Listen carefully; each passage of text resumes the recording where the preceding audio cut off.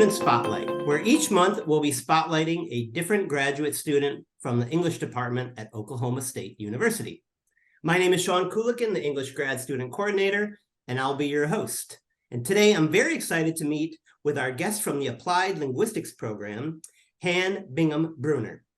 Hann, welcome to the show. Hi, thanks. So Hann, the way this thing works is I ask you 5 questions and you give us 5 answers. Does that sound good? Sounds good. Awesome. Okay. Thanks for being here. The first question number 1. Can you tell us a little bit about yourself and what you're working on here at OSU? Yeah, so my work is in applied linguistics, but I also have kind of a secondary area in rhetoric. I'm really interested in disability studies, which doesn't have one home anywhere.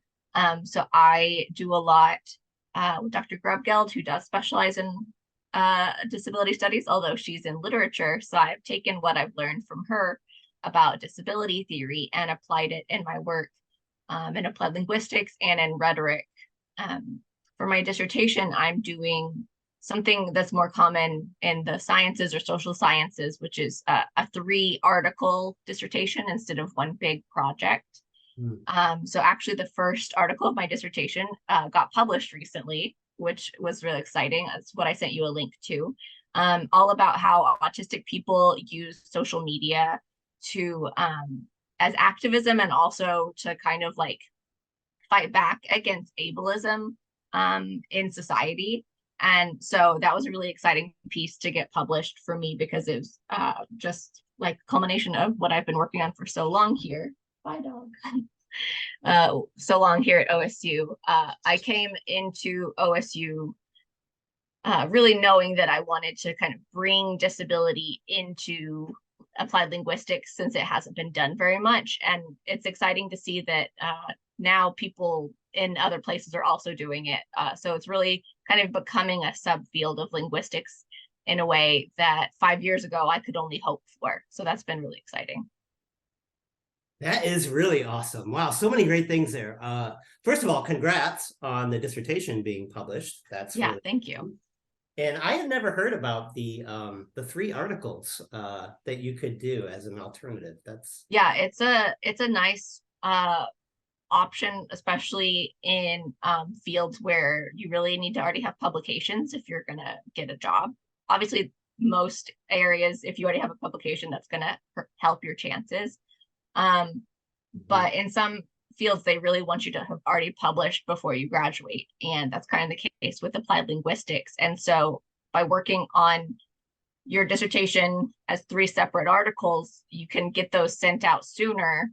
And then what I'll be doing is writing an introduction and a conclusion, kind of summing it up and tying up all my research together. So the second article is actually under review now. And then the 3rd article, I'm still finishing up.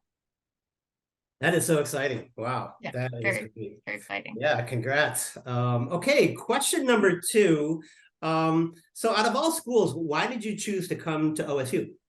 Well, I actually am from Oklahoma, and that was a big reason for me. When I was applying, I was working at a university in the metro, actually in Oklahoma City. And at the time, I was kind of doing both. I was teaching full-time at a university and I was going to school.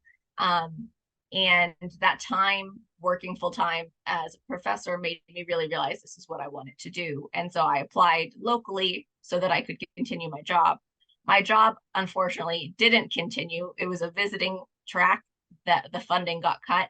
But that did allow me to devote more time at OSU and also become part of the TA system, which has been a really great experience.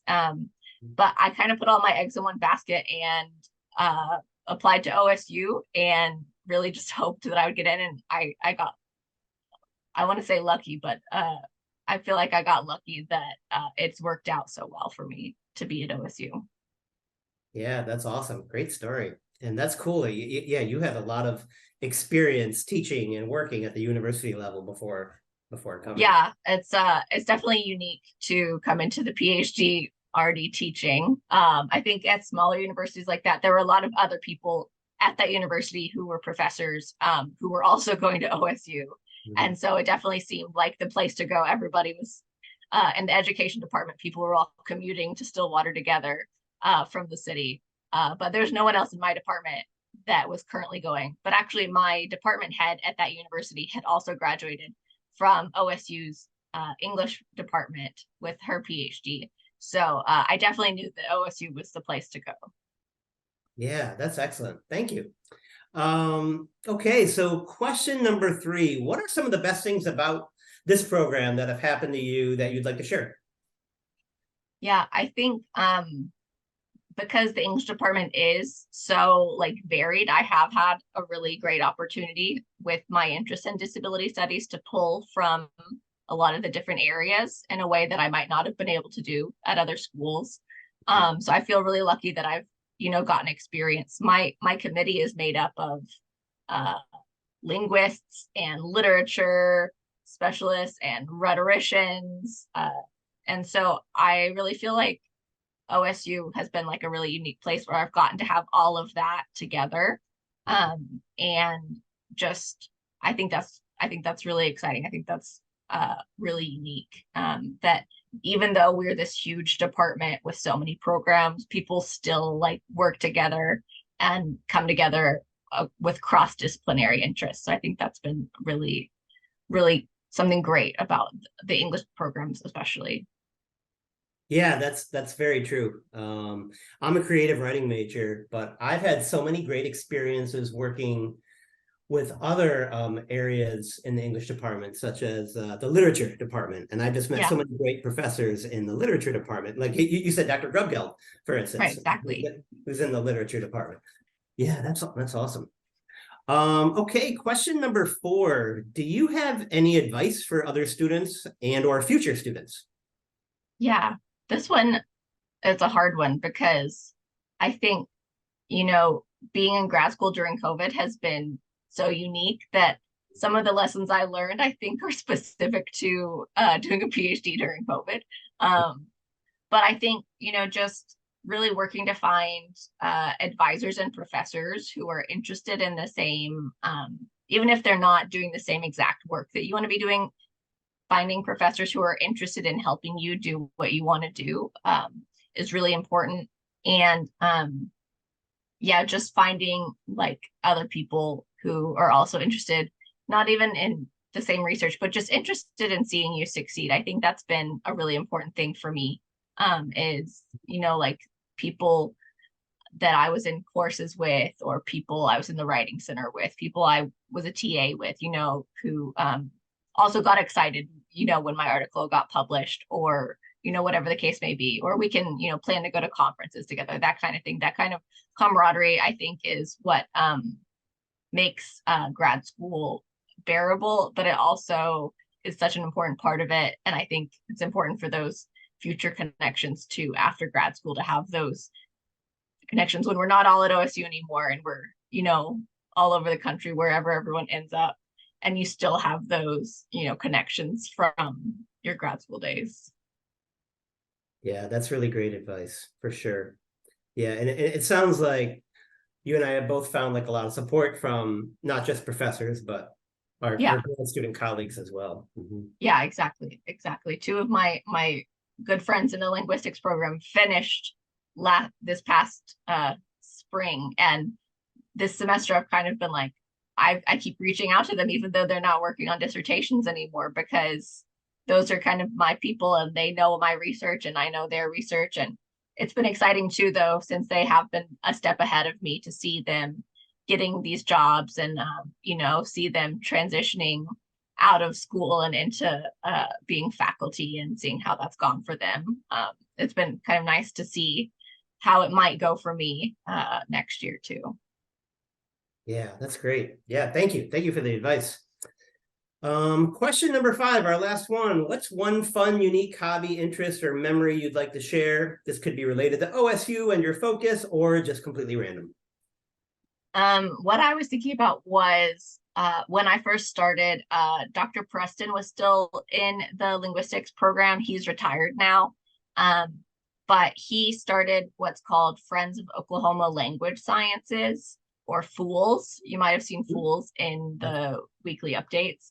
And so we still do Fools every week. But when Dr. Preston was here and he started it, he would always schedule it for Fridays at 4, so that when we finished with presentations or research or whatever we were doing that day, we would all walk to Hideaway together and get pizza. And he, since he was, retired and feeling generous, he usually got a bottle of wine for the table. And it was just this really fun, supportive time. And there were all these students who were ahead of me who I got to hang out with. It felt like a freshman sitting in with the seniors kind of thing, I felt like I was really getting to see and spend time with students across the program in a way that you don't always get to do, once people are in their dissertations or whatever, like you and me here, where people are going to get to know us through this video and through your series, but they might not know me very well because I am always holed up writing, right? And so it was a really nice opportunity to get to know some of those students who I wouldn't have known otherwise, and just get to see professors outside of the classroom and, getting dinner together. And just remembering that we're all people at the end of the day. We would do these presentations and people would get, people get really serious feedback and critique. I'm pretty sure one of the times I presented, I almost cried after, but I didn't because we were going for pizza. So I don't know if I don't think we still do pizza after Fools, but I just remember that being such a valuable part of what made me feel included at OSU. And so that's kind of a fun memory for me. Yeah, what a great memory, and what a great idea from the professor, taking everybody Friday night to Hideaway. Yeah, for sure. Yeah. Hideaway is our great little pizza spot right off campus, and a great place to hang out. Yep. Yeah, and also Hideaway, I've been there for 2 or 3 hours. They don't kick you out. No, they don't. You can sit there, even if you don't keep ordering, you sit there as long as you want. And we'd have people who hadn't been to Fools who would come an hour late just to come have dinner with folks, or, just in and out. And so, yeah, Hideaway's a great spot for that kind of thing. Yeah, it truly is. Well, thank you so much, Hann. This was a great interview, and thanks for being on our show. And thanks for having me. Absolutely. And thank you to our viewers for watching. And we'll see you next month for another episode of Student Spotlight. Thanks, everybody. And thank you, Hann.